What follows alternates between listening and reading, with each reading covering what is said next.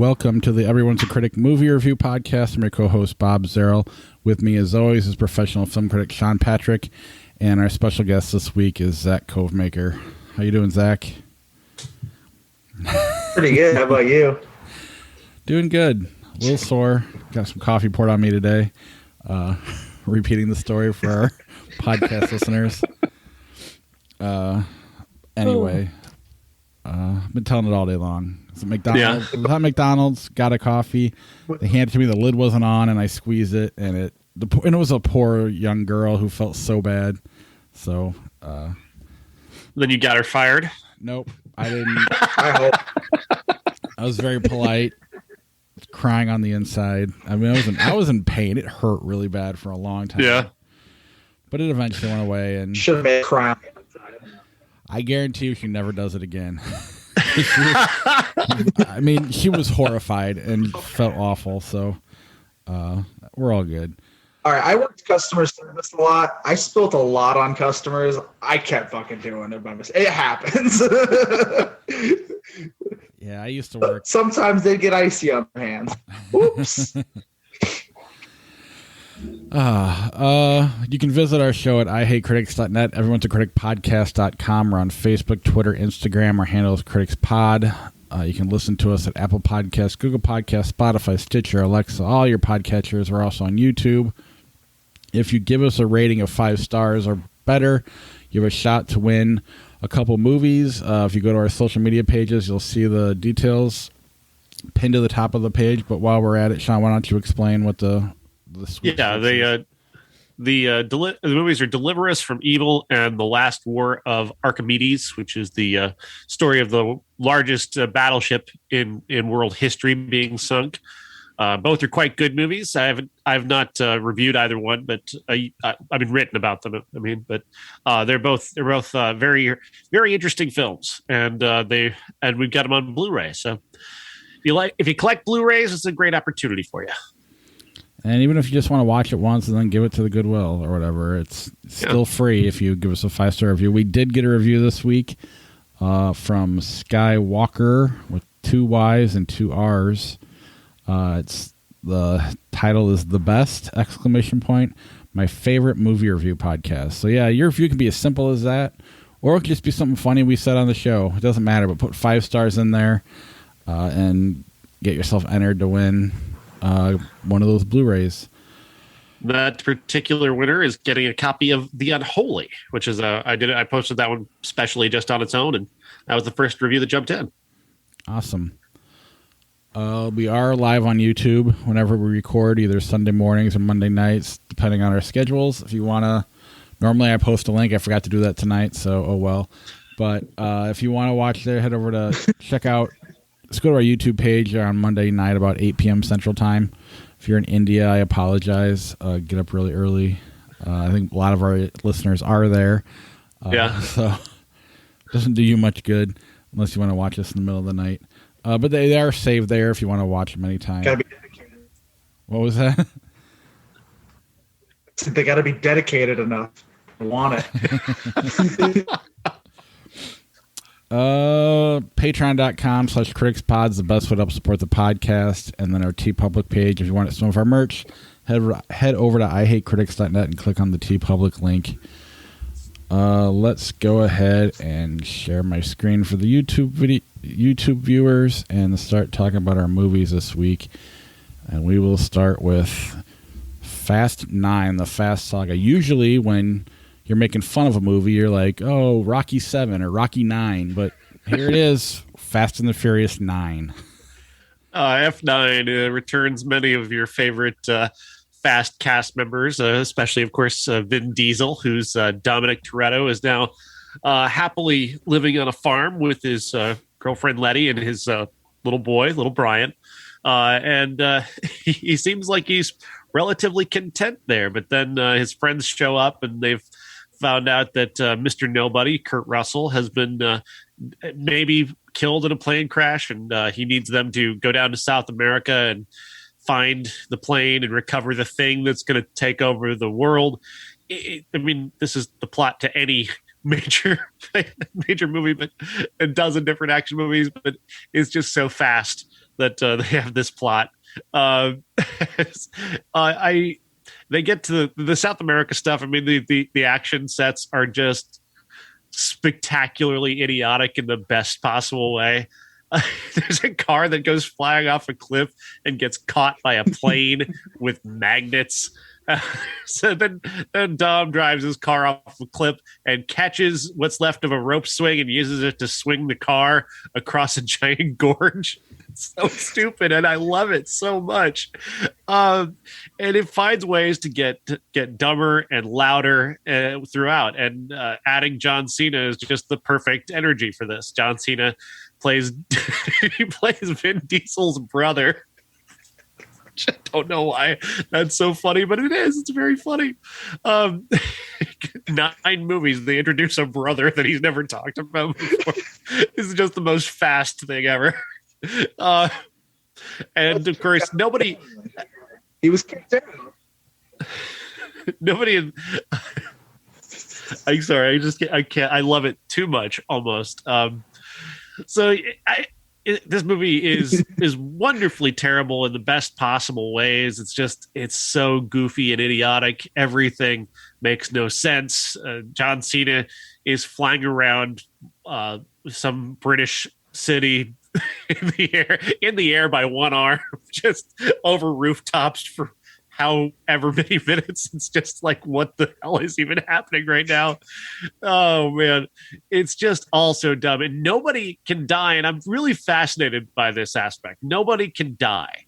There's a scene where Tyrese actually begins to acknowledge the fact that nobody in this universe can die, and he starts to think that maybe they're all superheroes. And it's just the most wonderfully, like, there's a screenwriter who's trying to just sitting in his room trying to explain, no, they're not superheroes, but they're thinking about it, so they've acknowledged it. So you see, we acknowledge that this is ridiculous, right? So we're on your level. No, you're not. You're a screenwriter trying to paper over stupidity. I understand. It's okay. But I love that there's that aspect of this, that you can now start building a superhero canon for F9, which is just fantastic. And they go to space. This stupid movie goes to space. I love it. It's a time. If that's all we get, that's like the only snippet we get of like going to space, I'm gonna be real sad. Like blue balling me a little bit. I need to see him fight an alien. I need to see him like drive the car onto the moon and like drop kick an alien or something. That's it for me. Like they have to drive on Mars at some point. I hope. God damn it. If Tyrese ends up driving like the Curiosity rover and like Ludacris is like making like shit potatoes or some shit like that, I'm in. It's so awful. It's so wonderful. I mean, it's the dumbest franchise. It's the dumbest franchise in the world, and I think I love it because of that. Because I so often, I spend all my life thinking about things way too much, and oftentimes that's very entertaining. We're going to get into that later with Bad Lieutenant, but it's nice to have this respite of things that I don't have to think about. Even the Marvel universe, you've got to spend some time on it. You've got some homework to do that you have to remember to make that stuff work, and to capture the richness of it. Like with Loki, I love Loki, but you've got to be able to capture the richness of it. You do have to do a little bit of homework. Fast 9, you don't need to see the other movies. Nothing that's happened before matters. It's just big, loud, dumb, stupid explosions, and these characters taking everything incredibly seriously. It's like it is professional wrestling as a movie, and that's why I love it so much. Yet they found a way to piss off the most likable guy in Hollywood by taking themselves too seriously on set. How many more movies till John Cena's pissed off at him too? We'll see. He is? What? No. I said, how many more movies until he is? Because I mean, you've never heard anybody say a bad word about The Rock until he was in the Fast movies. He doesn't understand the concept of family, Bob. But you've heard like Vin Diesel's talking about how he's purposely trying to piss him off so he can get the right performance. It's like, fuck you, you're in a Fast movie. No, just do your job and quit trying to be. This isn't. I mean, look at that picture. That's not him. He thinks he's in a real movie. Oh, the man has no concept. He has absolutely no understanding of himself. Have you ever heard his music? Have you heard Vin Diesel's songs? He has no concept of himself. He is completely absent of any type of ability to see outside of himself. He's Hasselhoff. He's a modern day Hasselhoff. He has no idea. He doesn't understand what's going on, but he's literally fucking Hasselhoff. He truly is. Yeah. He should have been in Baywatch. That would have been a better movie. God. I was gonna say we might get a sequel with success, but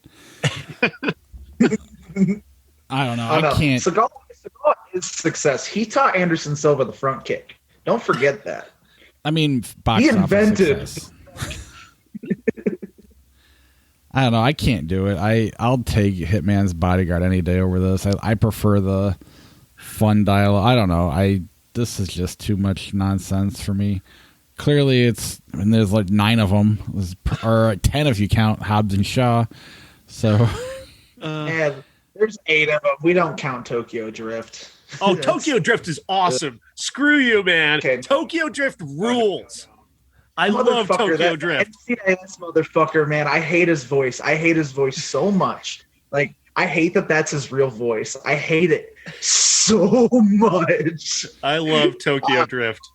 I hate the fact that people I love are in these movies, wasting their time. Like Charlize Theron needs to be making other movies. Kurt Russell needs to be making other movies. The Rock needs to be making other movies. Even John Cena needs to be making other movies. The rest of the family, whatever the fuck, I don't give a shit. But Charlize Theron's probably the biggest badass in Hollywood, and she's wasting her time in the Fast and Furious franchise. Look at that hair. She's having fun, that though. Boy, that's fresh. She's probably the only one who knows what she's in. Yeah. Anything else on Fast 9? Yeah, I'm just saying, I fucking loved it too, Sean. I had such a great time watching it. That was the first time seeing an X movie, since before the plague. Holy shit, that was fun. I was sad though that I was the only person in the theater laughing my ass off the entire time. It is weird, right? The people who take this seriously are very strange human beings. Because I was like the only one laughing at my screening too. It's stupid. Like that scene, like a slight spoiler, but there's a scene pretty early on where you're like, oh no, is Dom gonna die? And it's literally shot the exact same way that Tupac died in All Eyes on Me. And it's corny as fuck, and I laughed my ass off. I laughed my fucking ass off. There's like a 3-minute dream sequence while he's underwater. Like, dude, you're already dead. Yeah, all he did was like make us want more Michael Rooker. Like it did nothing else.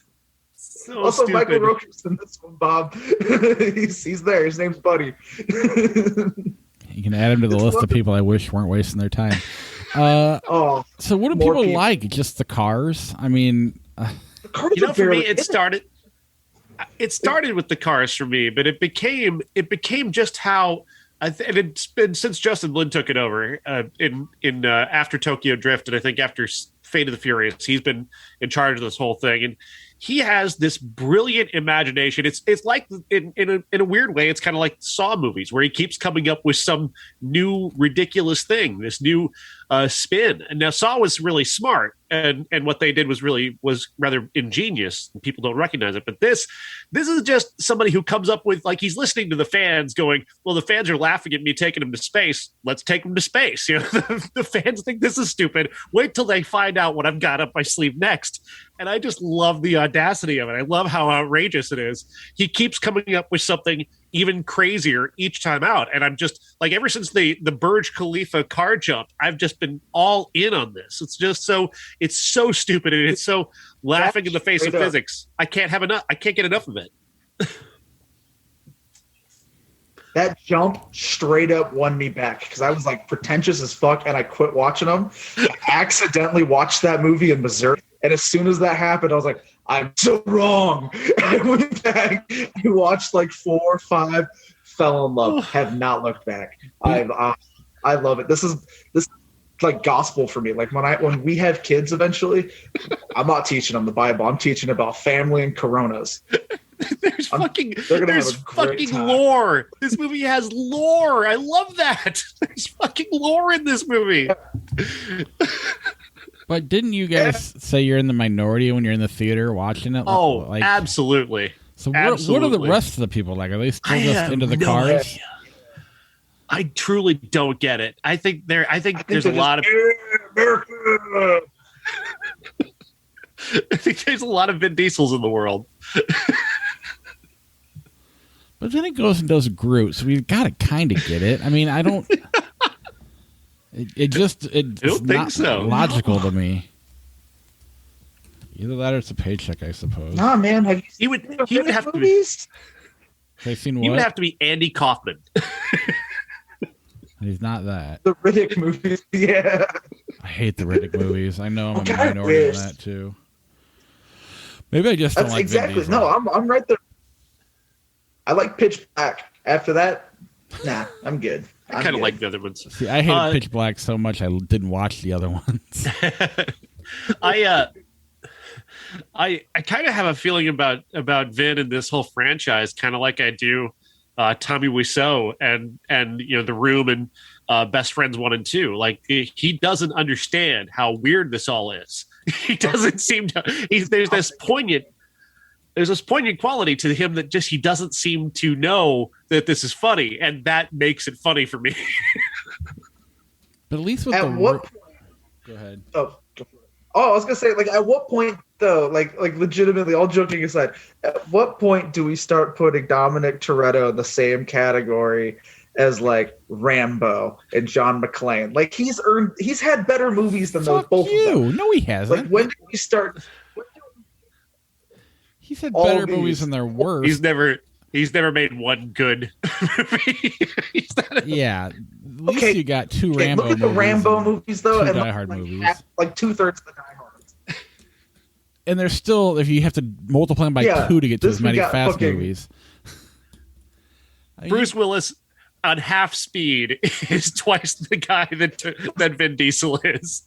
Because he's got more of a presence. He's a better actor. This character is not iconic. He doesn't stand apart from the franchise. Without the franchise, there's Dominic Toretto can't be taken out of this context and put it anywhere else. And I won't remember his name tomorrow. I only know it because you guys are saying Dom and Dominic. But I'll remember Rambo forever, and that's even if I hadn't watched. I mean, I think everybody were just. You don't have to have seen Rambo to know Rambo, or John McClane. That's easier, but I don't know. I don't know Tommy Wiseau's character Dominic from The Room. Toretto. I don't know his name, but Tommy. Johnny. But at least with that, the audience is all on the same page. Hey, this could be all mine. I'll be happy. I'll just sit there. I'll own this one.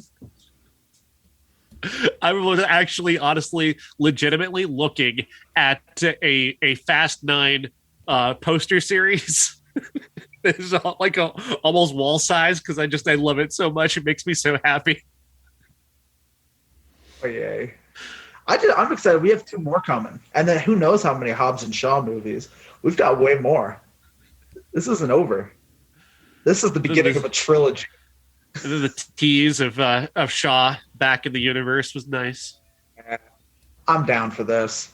Give me another Hobbs and Shaw movie with cyborgs and fucking Roman Reigns. I'm down. Oh, the head of the table can't take second billing. I'm sorry. Second Head on over to the front table and get John Moxley involved. Movie. Moxley can't act. That fucking movie was a Cage Fighter or something like that. So terrible. That's fine. That was a bad one. But how many of the people on this poster can act? I mean, I can, Like Ludacris is cool. Like he's good at playing Ludacris.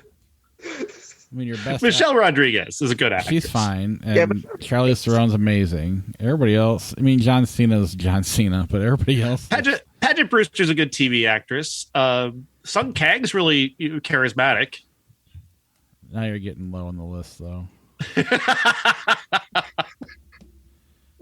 Okay, just randomly thought of it, like something with this movie.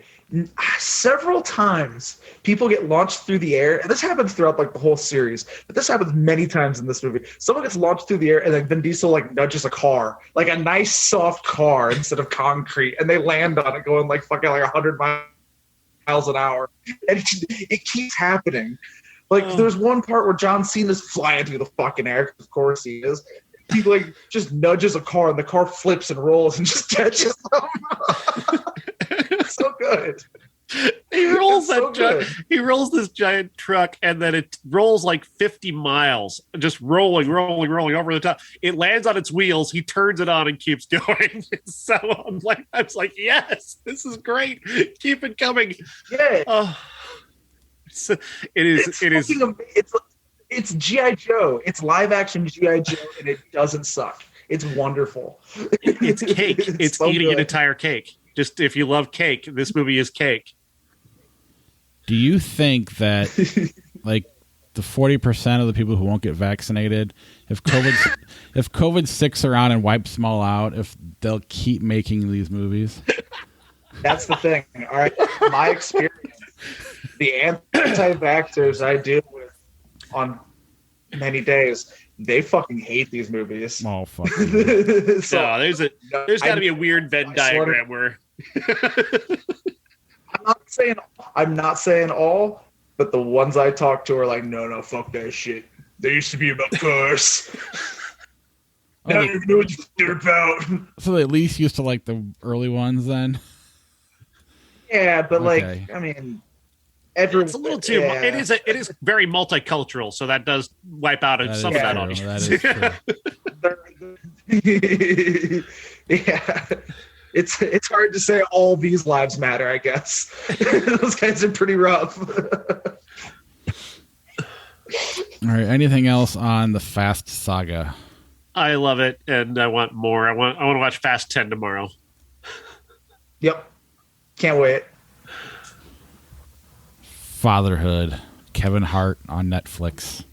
Yeah, Fatherhood stars Kevin Hart as a man whose wife dies not long after giving birth. He is then thrust into the role of single father and ill-prepared, to say the least. Who would be prepared for that? The unfortunate thing is that Kevin Hart seems to want to make an interesting movie about this, and the movie keeps shoving in all this sitcom nonsense.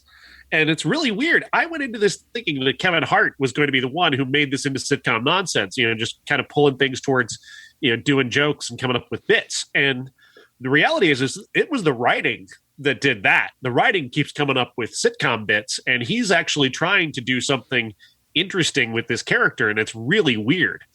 Chris Weitz is the director here, who's constantly making this movie where he keeps trying so hard to make a populist film, a film that is for a wide variety of audiences as possible, and it comes at the expense of the ability to tell a real story anymore, because he's got to cram in all this fan service stuff, these jokes that everybody can get, so it's relatable to all audiences.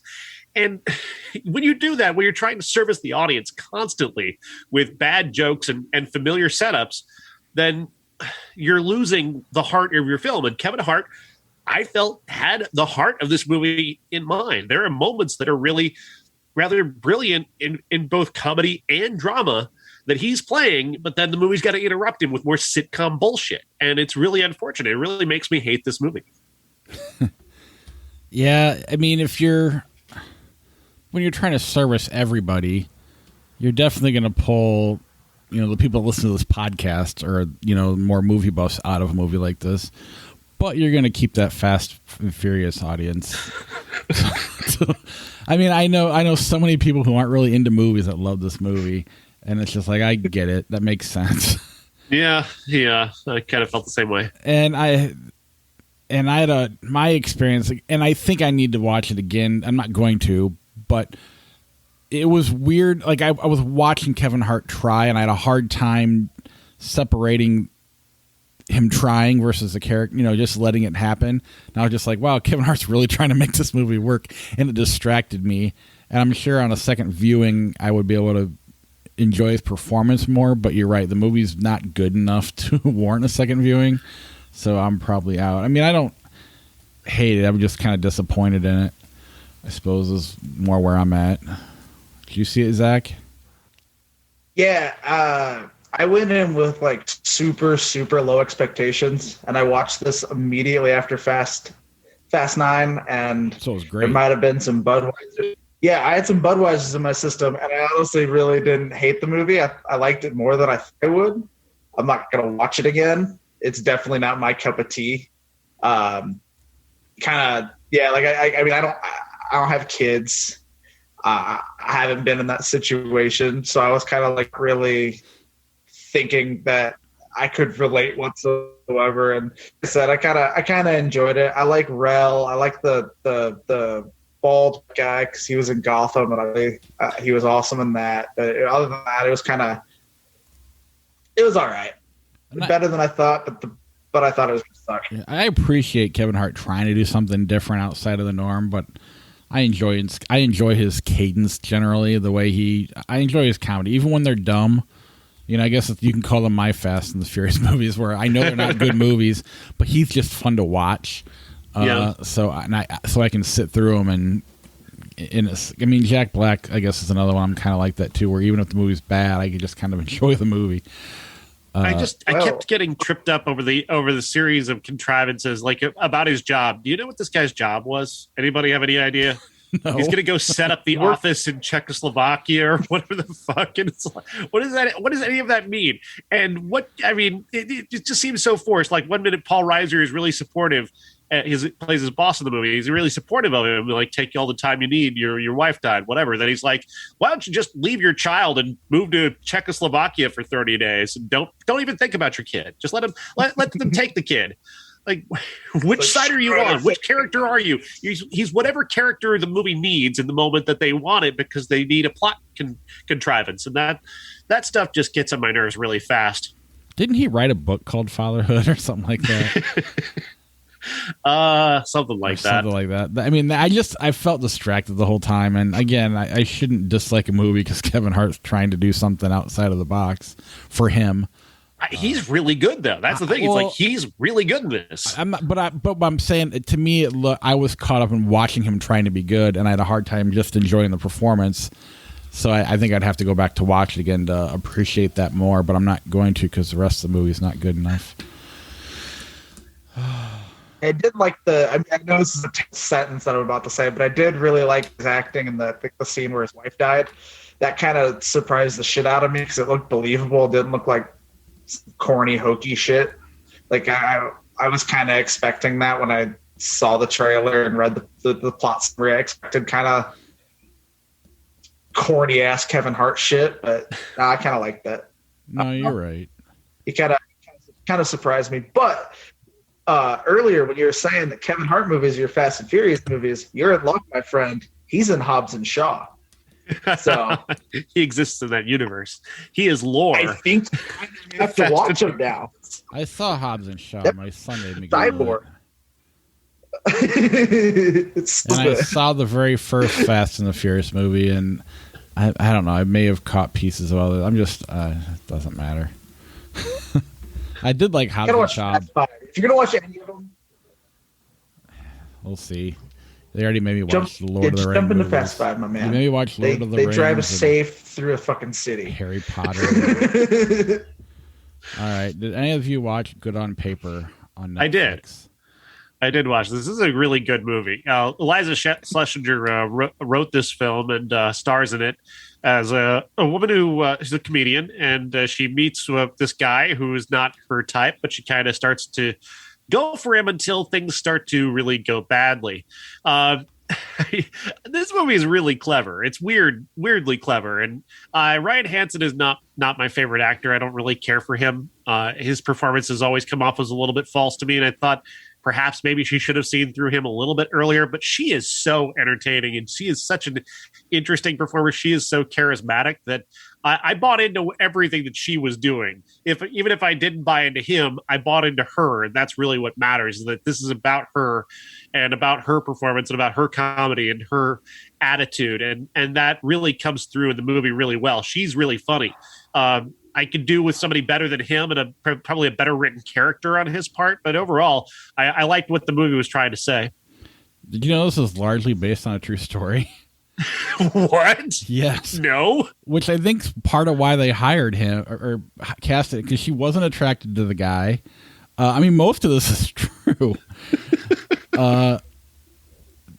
She wasn't as famous in real life as she was in this movie. Like in this movie, you knew who she was, and people knew who she was as a performer. And I think when this happened, she wasn't quite as famous as the character in the movie. But yeah, and it's sad because when she told the story on a podcast, probably Joe Rogan, I didn't actually hear it. I just heard about it.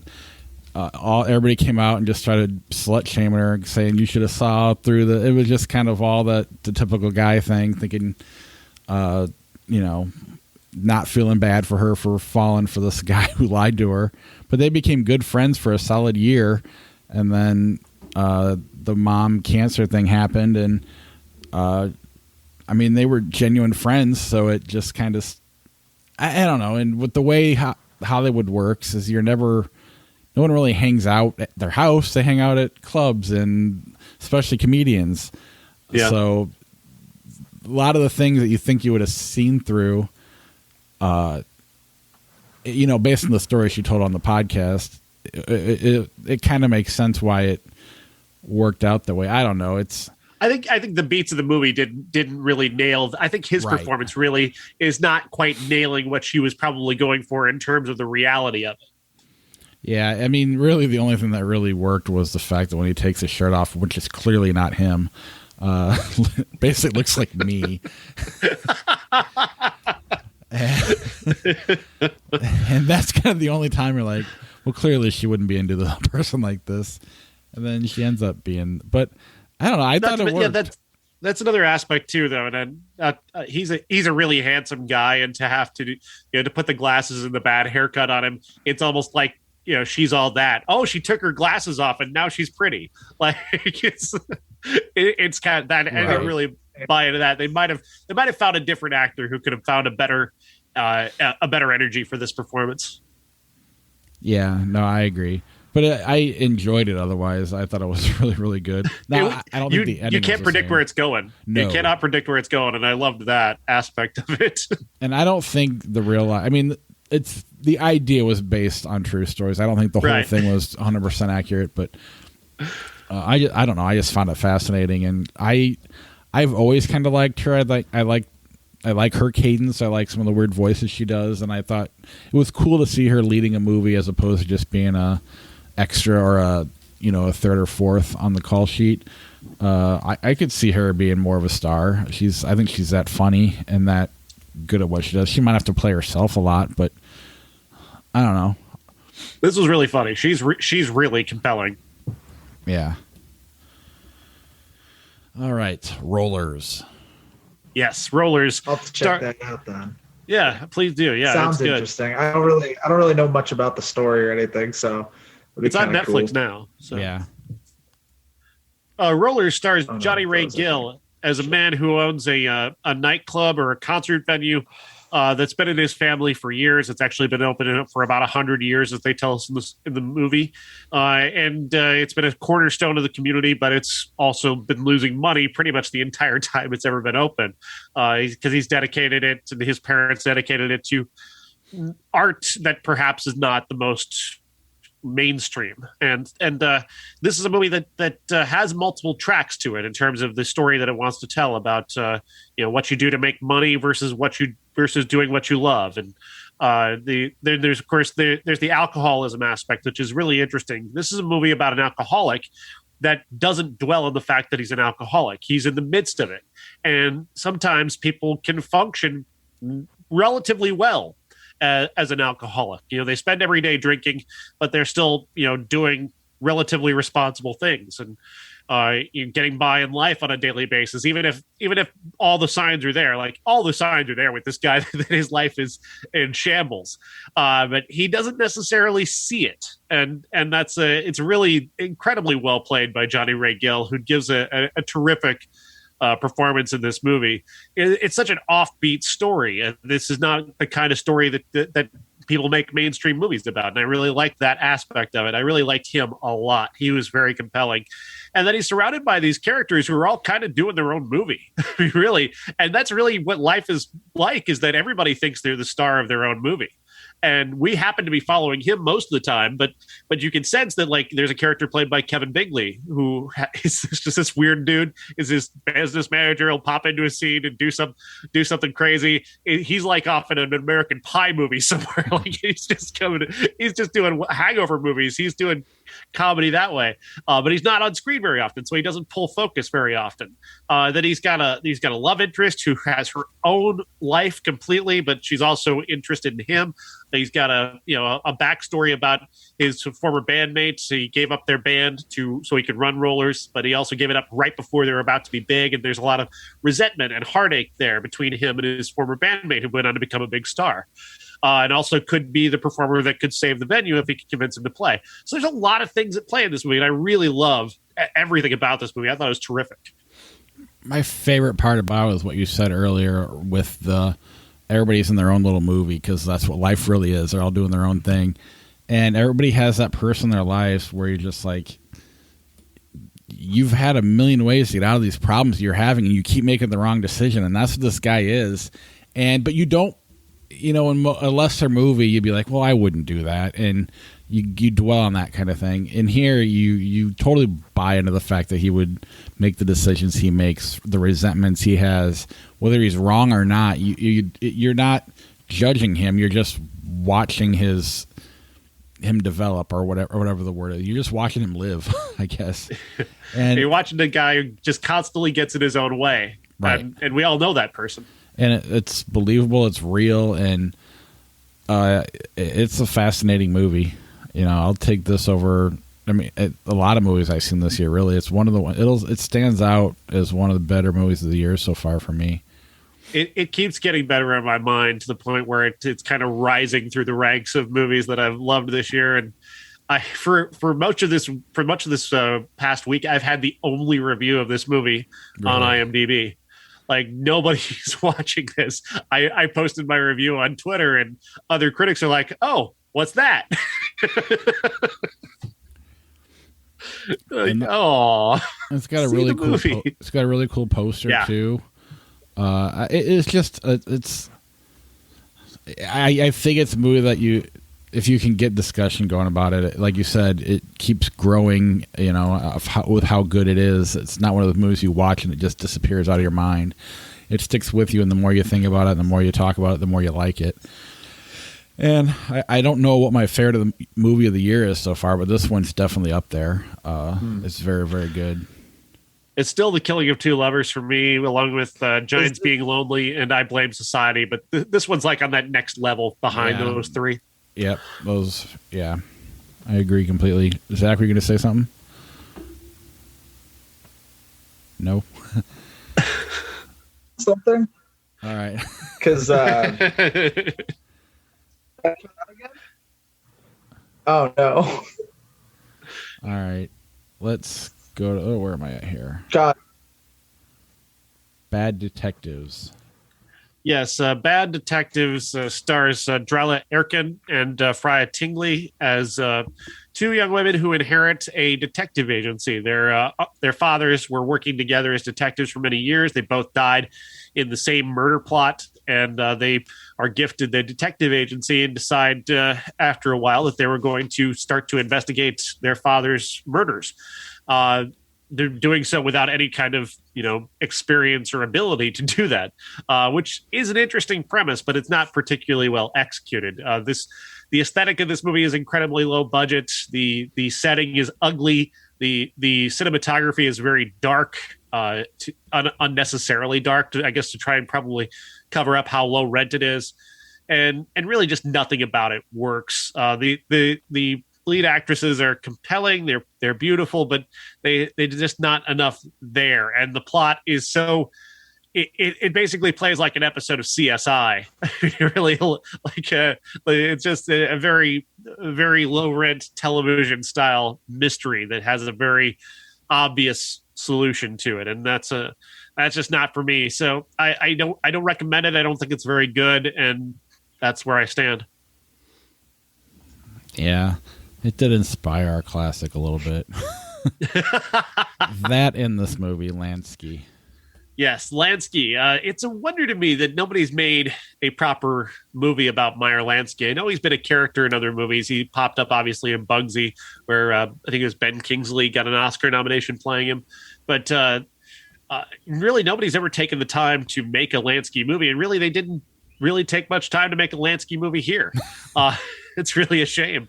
Harvey Keitel is delivering a career best performance, obviously, like right up there with Bad Lieutenant as Meyer Lansky, who is this legendary gangster who finally decides to tell his story, and he chooses this author played by Sam Worthington, who's an invented character, and he gets this whole invented plot about a woman in his hotel who's on the run from drug dealers. She's played by Minka Kelly. The FBI are onto him and want him to spy on Lansky for them, and that becomes a whole plot, and it's just completely unnecessary because you're talking about a guy who was part of every major aspect of the mafia from the 30s all the way through the 60s. I'm pretty sure there's enough story in Meyer Lansky's life to just make a Meyer Lansky movie. You don't need Sam Worthington trying to protect Minka Kelly from the FBI and drug dealers. It's not necessary. Him and Keitel just sitting and talking in a restaurant is way more compelling than anything else that they do in the rest of the movie. And John Magaro plays Lansky in flashbacks, and he's quite good as well. It's a shame that they wasted that aspect of the movie. They somehow they weren't convinced that Meyer Lansky had enough story in his life to be the main story in his own movie. That's really a weird choice. When I was looking for posters for this, there is a movie called Lansky with Richard Dreyfuss as playing Lansky. Yeah. Did you ever see that one? No. But that's why I say that there's never been a great Lansky movie, because nobody's even heard of that. Well, nobody knows that exists. There are more posters for that than this. Well, yeah. But I almost grabbed one of those just to be funny. But yeah, that's a shame. But it did get us to this. I'm not going to play the music. Bad Lieutenant. Abel Ferrara. Bad Lieutenant. Abel Ferrara. He continues to be such an interesting director. He's so on and he's so off, and it's just so fascinating to watch. Harvey Keitel plays a New York police detective who is one of the worst human beings in the world. He's doing every drug. He's acting out in every way imaginable. He's just having the most meaningless, painful sex imaginable. He's just the soul sickness is it's cancerous. Is what it is. The man has reached such a level of hedonism that he can't find joy in anything, and that is fascinating to watch. Then when a nun is raped and he's there to kind of catch part of the case, he becomes fascinated by her, and especially when she refuses to say who did it, and then she forgives them.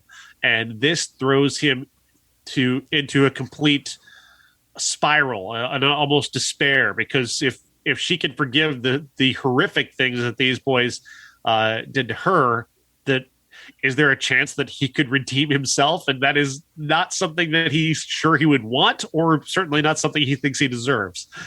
And that is just a fascinating movie. There's no plot. This just sort of happens. This is just a series of shit that happens that this guy does. And he's not looking to be redeemed, and he doesn't think he deserves it. And yet, when it becomes possible, he's not happy about it. He just almost feels even worse somehow, which just makes it so interesting. And Keitel is incredible in this movie. He's so brave and courageous and weird, and he goes to very places that you just don't expect an actor like him to go to. The deconstruction of masculinity in this movie is fascinating. The way he strips naked at one point, or the way he sobs is a deconstruction of just basic masculinity, because he sobs in a way that is just not. Is so unconscious of everything. The only thing that's in that sob is despair. He doesn't care what anybody. He's lost the ability to understand whether anybody can be seeing him or not. And that's an amazing and not easy place to get to. I can imagine as an actor that had to be even difficult to get to that point. And that's really, this is a physical performance as well as an emotional one. I had never seen this, and as soon as it was over, I instantly went to see who won the Oscar this year, and I was horribly disappointed. Tell us, what was it? Scent of a Woman. Oh, good God. Are you kidding me? Wasn't even nominated. And, wow. And, I mean, don't get me wrong, Unforgiven is still the best movie that year. Unforgiven is fantastic. Yeah, yeah. But everything else, it kind of pales in comparison to this. This is not only his best performance, but a lot better than a lot of other people's performances ever. I was amazed. It's just so weird. Abel Ferrara, the way he makes movies is, you don't like it. There's no plot, but even following the story, it's not like anybody's telling you what's happening. Stuff just starts happening. Yeah, and it's the way he films it is so stylized that you don't even need the transitions to get there. Just all of a sudden he's in a threesome. You don't know where it came from, and then it's over, and it almost feels pointless, but it's not, and he does it with every scene in the whole movie. They just kind of start and end, and there's no transition between the scenes. But when you start piecing it all together, it's just like all these stylized little scenes, and it flows and it makes sense, and it's just really neat. Miss 45 was kind of like that too. An amazing movie. Yes. It's and yet he made King of New York. How does this? He's such a weird director. But I get it, because King of New York kind of does it. It didn't work for me as much. Yeah, it almost was too pop. I don't know if that's the right word, but too mainstream. Yeah, too simple. Yeah, and I mean, in hindsight, I can kind of see what he was going for, but I think the mainstream that's slightly woven in there kind of takes away from that one compared to like I was just fascinating in a lot of ways. It's about Catholic guilt. It's about because he's a Catholic in it, and you're right. Towards the end, that's the struggle he has, and again, they don't tell you just kind of witness it. There's nothing's obvious about it, and I was just fascinated by that, and the way that he really does struggle with the way the nun forgave those boys. And then you got the playoffs in the background that you just slowly watch this guy go insane. Some of the worst things that ever happened. It's all very stylized, which is awkward. I mean, even the nun's like hot, and it's frustrating. Like, there's part of me that's kind of annoyed by that. But I get it as well. I don't know. I hadn't seen a movie like this really outside of Miss 45 and maybe even the sequel a little bit. But there's some movies, but I was really fascinated, and I loved the performance so much. And all I knew about this movie was from when I was a kid, and this is a movie where Harvey Keitel shows his penis, and one of a couple. So much, yeah. But this movie is so much. Oh, I need a list. You need to. Movie's so much more. Zach, how long has it been since you've seen this? Okay, I actually watched this Saturday.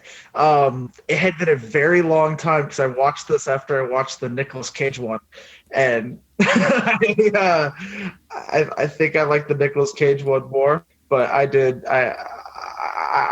liked how weird this was. I didn't expect to see Harvey Keitel jerk off onto a car door. That was weird. Cry with his dick out. Yeah, there's just a lot of stuff I forgot about. Like, it was like weird scene after weird scene. I laughed. I was into it, but it was surreal because, like I said, it was not even close to what I remembered. I don't even know what the fuck I remembered. Yeah, but I enjoyed it. Although I do think I'm going to pop in the Nicolas Cage one here probably in the next couple days. So I do have that. I bought that when Blockbuster was going down. You guys seen that? I think it's like I fucking forgot. Port of Call, New Orleans. Yeah, I like that one too, Yes, but it's still that's not Abel Ferrara though, right? No, that was Werner Herzog. Right. Yeah. Yeah. I like that one too, but this one has more of that. I don't know. There's just something about this one, and maybe it's just because it's fresh. I was just really shocked about how much I liked it, and I was almost worried I was going to have to defend it against Sean all the time. Harvey Keitel basically inflicts himself on you in this movie, and you can't you take on him as sort of a burden. Like you can't enjoy anything that he does because he doesn't enjoy anything that he does. He's reached a point of such ludicrous excess in his life that he can't even imagine what joy is anymore, and he keeps doing more and more drugs and having more and more encounters sexually, and he cannot enjoy himself to the point where he even I think in that scene with the car where he's got the girls pulled over, it's as if he really needs them to be upset with him before he can actually reach where he needs to get to. Like that's really, it's horrible. It's a horrible thing. He's a horrible human being, and you don't feel sorry for him, but it's like being trapped in a room with this guy. Right. He's inflicting himself upon you, and you just have to take it in. You just have to be there for it. And it's awful, but at the same time, it's fucking fascinating because you've never seen this level of soul destroying sickness within a human being. He's complete. He has nothing left. Yeah. And the way Abel Ferrara films all of it somehow makes it palatable, for lack of a better word. It's not, you don't like it. It's not something you're enjoying, but it's not, just gross for the sake of gross. There's a stylized vision to it. And I read an interview with him where he was like, the writers and filmmakers had to be on drugs, but the actors didn't have to be on drugs to make this movie. So then I just sit there and wonder, it just makes Keitel's performance so much more weird, knowing that the director is fucked up out of his mind and Keitel's probably sober trying to play, and that just adds another element to it. I don't know if that's true or not, right. But it just makes it so much weirder. And then what's her name from Miss 45 is in it. Zoe Lund. Yes, she's that was an improv scene. She helped write the script, if I remember right. Yeah, and she's definitely a big fan of heroin. I believe is like she would talk about how great it was in interviews and stuff. I don't know. This is just it's a hell of a movie. It's something. It's something else. It's not like something you see every other day. So I appreciate that quite a bit. Anything else on Bad Lieutenant? It was it was a real strange cherry on the top of my Saturdays. I watched like Fast Parenting, fucking AE, and then I finished it off with Bad Lieutenant. It was a weird day. It was a really weird day. Sounds weird. But yeah, watching Kenny Omega versus Jungle Boy, and then 10 minutes later, Harvey Keitel's having a threesome and crying. Woo! All right. 30 years ago, Naked Gun 2.5, The Smell of Fear came out. Yeah, it's funny. You can't deny that this is funny. It's funny. Leslie Nielsen is just he's so good at this, and as it's dumb as hell, but but he makes it work. He's just that incredibly talented, and on top of that, just getting repeatedly again for the second movie in a row, getting to see O.J. Simpson just brutalized. It's fun.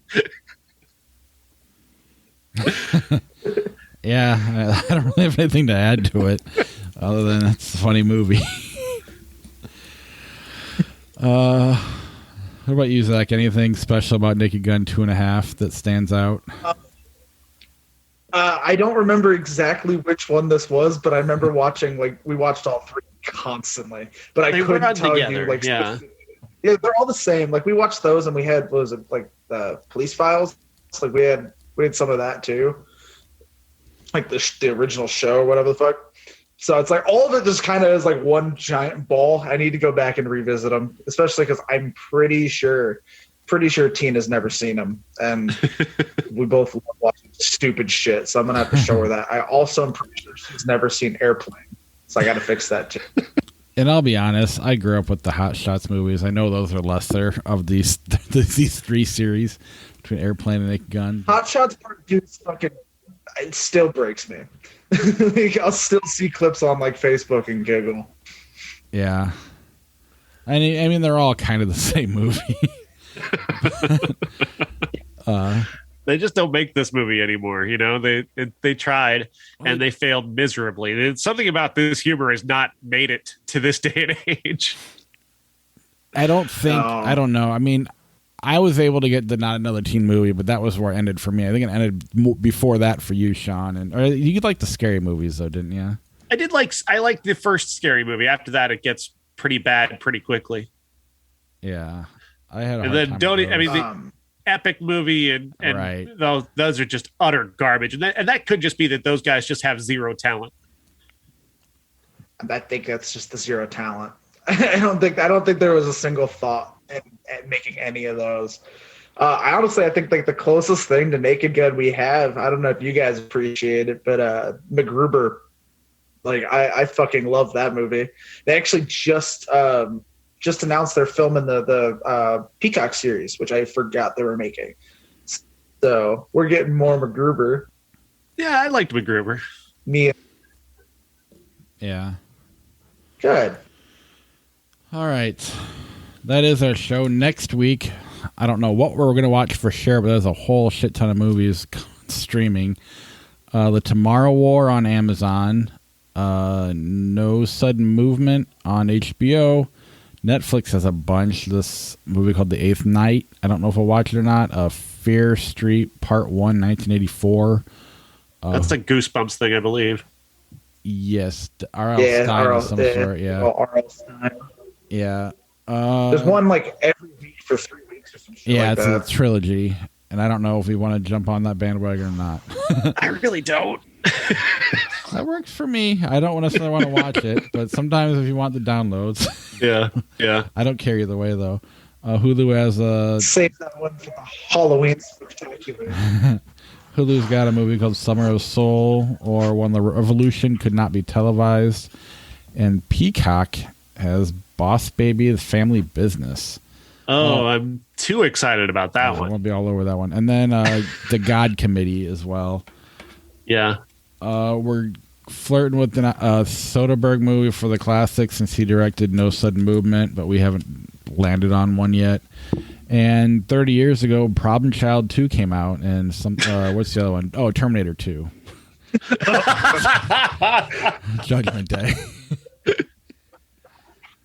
I can't wait to look at that one again. We've already done Terminator, so there's no real relation to a classic there that I can think of. Yeah, unless we did Terminator again, which I'll do whatever you want. I don't really care. Yeah. Problem Child 1, whatever. Yeah, right. Does Linda Hamilton have any classic movies? No. Eddie Furlong. Yeah. So that is. We'll think of something. Yeah, we will. Let's see here. Come on, mouse, where you at? That is our show. I do want to remind you to head over to patreon.com/criticspod to give us a review, or to get a whatever the word is, to help support the podcast. Just go there and do that. Get a credit on the show. Or to go to our TeePublic page at ihatecritics.net and click on the TeePublic link. If you want to give us a 5-star review on any of the platforms you listen to us on, you have a shot to win one of how many movies? 2, Sean? Yeah, 2 now. Yeah, the one copy of The Unholy got taken. So yeah, so give us a 5-star review, and we'll read it on the air. Let us know you did it, because that's the we might not necessarily see it right away. You can email us at critics@ihatecritics.net or hit us up on Facebook, Twitter, Instagram at CriticsPod. That is our show. Let's see what we got for Flick Chart, unless you guys got to go to bed. No, I'm good. All right. I'm already halfway in bed, so it's all good. All I gotta do is take off my mic, and I'm out. All right. Let's see what Flick Chart has in store for us. I apologize for my internet today. I know I've cut out of the Zoom a couple of times. It's okay. No worries. Sleepless in Seattle or Speed? Speed. Absolutely. Speed. Love Speed. The Texas Chainsaw Massacre 2003, Sex and the Single Girl. I've not seen that one. That's our classic next week. Texas Chainsaw Massacre remake or The Great Gatsby? Great Gatsby. I'll go with the Texas Chainsaw Massacre. It is the remake. Tooth. You're aware of that, right? Yeah, Ugh. I know.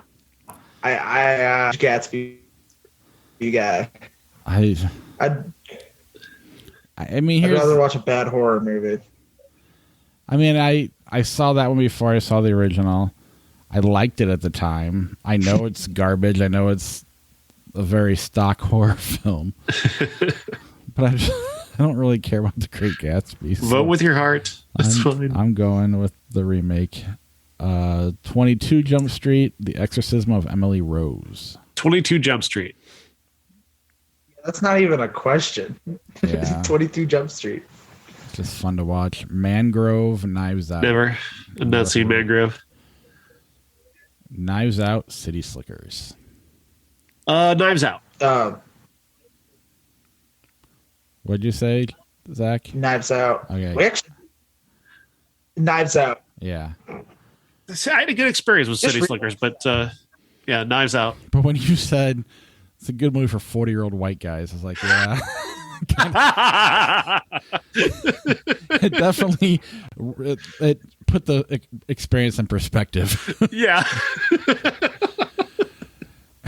GoldenEye, The Perfect Storm. The Perfect Storm. GoldenEye's the only Pierce Brosnan Bond movie. The Perfect Storm. I'll die on that hill. Texas Chainsaw Massacre 2003, The Fugitive. The Fugitive. Yeah, The Fugitive. Yeah. See, now there's actual competition. Shoot 'em up, Can't Hardly Wait. Shoot 'em up. I gotta go shoot him up. I unapologetically love that fucking movie. Yes, thank God. It's so I'm taking good. so much crap from people over that movie. Sin City, Basic. Yeah, that was the Sin City. Oh, it's Sin City. Yeah, Basic is terrible. Yeah. Yeah, Shoot 'em up was definitely popular in our circles in high school. Just throwing that out there. Lara Croft, The Tomb Raider, The Cradle of Life, 2003, Rock and Rolla. One movie that can make me pick Rock and Rolla. I agree. I got no opinion. Walking Tall, 2004, Boys in the Hood. Boys in the Hood. I'm looking forward to Boys in the Hood. revisiting that this year. Yeah. Skeleton Lake, Red Eye. Never heard of Skeleton Lake. Neither have I. Titanic or Red Eye? Red Eye. It's much, much shorter. I've never seen Red Eye, but I'll pick it. Fuck Titanic. I know Titanic's better. I know. I don't care. We could make that our classic. What, Titanic? Yeah. No, thank you. I don't have the kind of time. I know, but you don't Fuck have that to, movie. You don't man. ever have to see it again. I mean, Live and Let Die. We know the ending. Yeah. Live and Let Die. You don't mess with the Zohan. I hate Zohan enough that I'll take a James Bond movie over it. Yeah, that's one of the worst Adam Sandler movies ever made. The Broadway Melody, 1929. No. Before I was born. The Golden Compass or The Conversation? The Conversation. Okay, I don't know if I've seen that one, so I'll just go. I haven't seen it either. My Super Ex-Girlfriend, Lucky Number 11. Lucky Number 11. I love that Great movie. Yep. I agree. Death to Smoochie, Kramer versus Kramer. I don't think Death to Smoochie is as good as it should be, but I'm going to take that over Kramer versus Kramer. I find Kramer versus Kramer insufferable. I think I agree with you. Yeah, I agree. I remember Googling it when I first had the internet. I didn't realize that it wasn't a movie about Kramer from Seinfeld Final. And I watched the trailer and I got really fucking bored and I've never seen it. It's just, I don't know. I don't know if it's intentionally insufferable, but It's or is it just Dustin Hoffman? but it's not a pleasant movie to watch. Yeah. But not in the way that, like, a Sam Peckinpah movie is unpleasant. I don't know. It's hard to... And Meryl Streep's not in it enough to True. save it. Very true. The Relic, Predators. Predators. All right. I haven't seen it, so I'll just go with you guys. Changeling, The Thing. Changeling is a good movie, but The Thing is a better movie. Yeah, the Thing all the way. That's an iconic movie, yes. Les Miserables, 2012, The Virgin Suicides. Les Miserables for me. I'm in the minority on that movie. I haven't seen either, so I got nothing. I'll go with you. I get what you're saying. And I mean, I like The Virgin Suicide. It was okay. The Outlaw, Josie Wales, Charlie Wilson's War. What are you taking? Josie Wales. Yeah, I'll go with you. I think Charlie Wilson's pretty good though. I know, I agree. I just I want that Clint Eastwood to, one, not be a creep, and two, just be in those movies and stay there forever. Yeah. The Sicilian. Go ahead. I've never seen The Sicilian. I don't know what that is. I believe it's a Mario Puzo book. Oh, here we go. Spy Kids What? 3D, starring Sylvester Stallone, or Empire Records. Empire Records. Spy Kids 3D, my man. I don't remember Empire Records. Oh my god. Yeah, you're not Gen X. Empire Records is. Underworld 21. I saw 21. Underworld sucks. Yeah, I mean 21 is terrible, but Underworld is Underworld.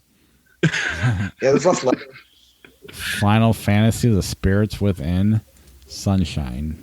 Oh, Sunshine. I mean, seen those. Balls. I don't like Sunshine, but I would never want to see Final Fantasy ever again. I didn't hate Yeah, it's not good, Sunshine. man. James and the Giant Peach, Airplane. Airplane. Airplane. Yeah, not even close. Despicable Me 2, Tomorrow Never Dies. I still, to this day, anytime I spill something, like if I take a drink and I spill it on myself, it's like I've got a drinking problem. Yo. That is probably one of my favorite jokes ever. It's so good. I was just trying to figure out, was that in Despicable Me 2 or Tomorrow Never Dies? I'm like, oh, that's an airplane. I'll take Despicable Me too. I agree. Tomorrow Never Dies was my first Bond movie. I saw that one in the theater. See, I hate Bond I was more than I hate 4. the Fast movies. Yes. The Martian, Final Destination 3. The Martian is a very good movie. Agreed. Yeah. Didn't like it? No. I'm agreeing. I do like Final Destination as well, but it's not good. But I do say the book was 10 times better than the movie, just because the movie was PG-13, and I feel like it should have been. You just want to see Matt Damon's dick. Revolutionary Road, Animal House. Revolutionary Road should have been a lot better and more memorable than it is, and Michael Shannon's incredible in it. Kate and Leo are a little bit off. just not quite nailing it in that one. Animal House is, I don't know. I don't really love Animal House the way other people do. You guys decide. I don't know what to say. I'm gonna go Animal House. Just for the simple fact that I'm not as big a fan as everybody else is either, but it is more memorable. So I'll go with Animal House. That's fair. That's fair. Yeah, Titanic 2. Let the Right One In, About a Boy. Two incredible movies. About a Boy means more to me, so I'll take that one, but they're both incredible. I don't think I've seen either. Oh, Let the Right One In means more to me, but About a Boy is fantastic. Let's see here. Where's my quarter at? Which one looks better? If you were picking posters, Zach, which one would you pick? The Ford movie Got to Read or the... I'll go with the right one because I do remember watching. I watched the NBC TV show once.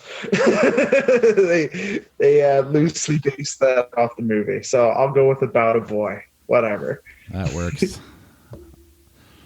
There we go. True Romance. Yay for shitty NBC shows. True Romance or Citizen Kane? Citizen Kane. Agreed. I'll tell you what, that's not even a hard question right here. It's True Romance all fucking day. I think it was Michael from Galesburg. He was on the episode with Citizen Kane, and then as soon as we hung up, because he didn't like it really at all, and then he started sending me messages, and he made a great point. He compared it to what's that, Jim? Avatar. He goes, it broke it was groundbreaking, this and that, but it's just not that great. See, I like that guy. I like him. I agree wholeheartedly. Fuck Citizen Kane and Avatar. And I can't argue with it because I don't think the movie itself is that. I don't know. I do like it. Don't get me wrong, but there's a lot of movies. It's a metaphor for vagina.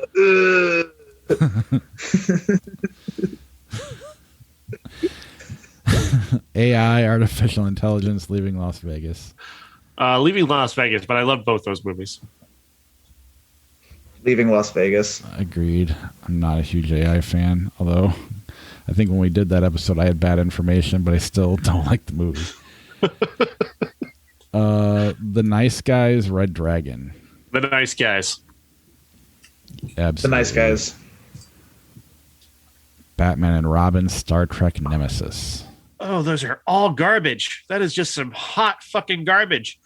Batman and Robin. Batman. That garbage is hotter, I agree. Lord of the Rings, Return of the King, Lost Boys, The Tribe. I've never seen The Tribe. Good, neither have I. What? Never heard of that. Lord of the Rings, Bewitched. Lord of the Rings. Yeah. Return of the King, baby. Top Speed, have you seen that? Nah. Confessions of a Dangerous Mind, One Flew Over the Cuckoo's Nest. Again, two incredible movies. Cuckoo's Nest wins by being slightly more incredible. Yeah, I agree. Cuckoo's Nest, yeah. Here's a tough one. Kill Bill Volume 2.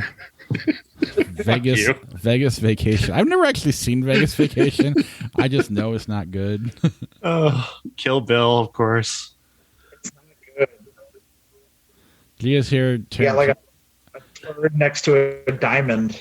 Yeah, Tarantino was on Mark Maron's podcast. It was actually really, really good. Yeah? I'd highly recommend it. When Bjork Met Attenborough. Have you seen that? No. Sounds fascinating, though. Let's get rid of both of these because this is a TV show. Yeah, that's a TV thing. Kingdom of Heaven, Brokeback Mountain. Brokeback Mountain. Agreed. Could have called them both Kingdom. I haven't seen either. You haven't seen Brokeback Mountain? It's fantastic. Yeah. All right. I didn't see it. The two anti-heroes. Which one is better? Travis Bickle from Taxi Driver or Patch Adams? Can I just say fuck you and that would be my vote? Yes, although you like Taxi Driver. This is definitely a good one to go out on. All right. Congratulations, Taxi Driver. You beat Patch Adams. All right. Ranked number 550 on our list. All right. Thanks for joining us, Zach. Anything else you guys want to talk about before we go? All good. All right. We'll see y'all next week. No, man, we're all good over here. Awesome. Thanks, Zach. Thank you so much, Zach, for joining us. It's a lot of fun. Hey, no problem. Hey, thanks for having me. Again, sorry about my shitty internet. It's been really bad lately. I've been there too, so I think someone's watching Disney Plus in the other room. All right, talk to you guys later. Yeah. Bye.